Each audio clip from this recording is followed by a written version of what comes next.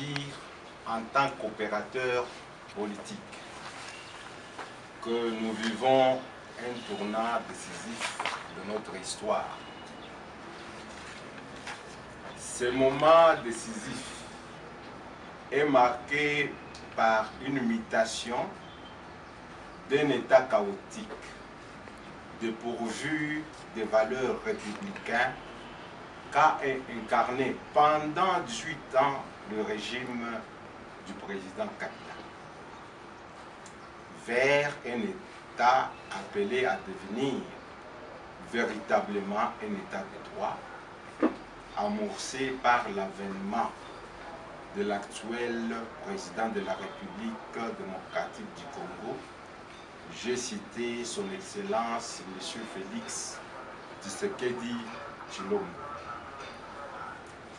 Cette nouvelle dynamique exige de nous tous un changement radical de mentalité et la capacité de savoir distinguer les biens du mal. Ainsi, devons-nous nous rendre compte qu'en tant qu'animateurs des institutions publiques, gestionnaires ou encore comme dirigeants quelque part, avons longtemps sombré dans la médiocrité ou desservi le peuple en privilégiant nos intérêts égoïstes à tel point qu'aujourd'hui, les stigmates de la mauvaise gestion sont permanents.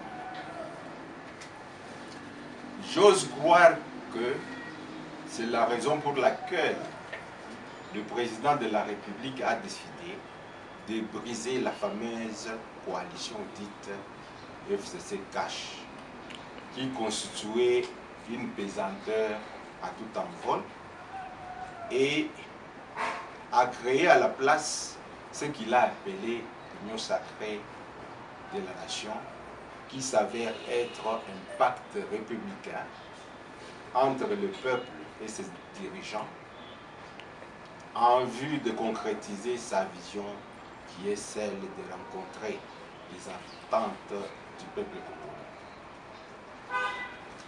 Pour ma part, j'ai intériorisé cette vision qui, de mon point de vue, pourra changer la physionomie de notre pays.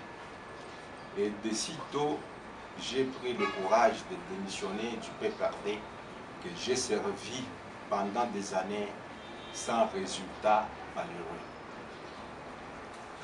En revanche, nous avions été pris en otage pour pousser la machine qui était mise en place au fin de réaliser et sauvegarder les intérêts des individus au détriment du peuple.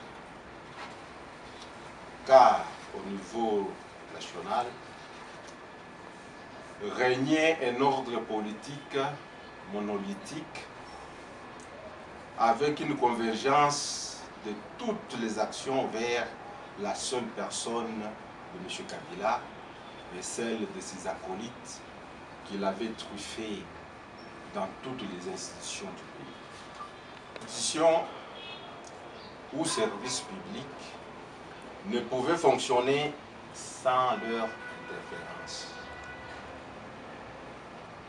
Et en province, surtout au Katanga après le départ de Moïse Katumbi comme gouverneur, et après l'installation de Province 7, la Kabylie s'est employée à ne placer chaque fois à la tête de la province du Haut-Katanga que des gouverneurs à sa solde, des personnes à tout faire pour leur mentor de la Kabylie. Ils ont toujours empêché même l'Assemblée provinciale du Haut-Katanga d'exercer sa prérogative de contrôler l'exécutif.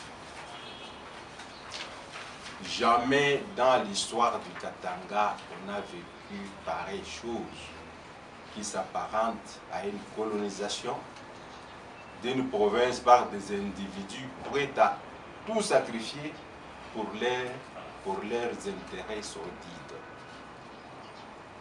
C'est pour cela que nous sommes prêts maintenant à barrer la route à tous ces messieurs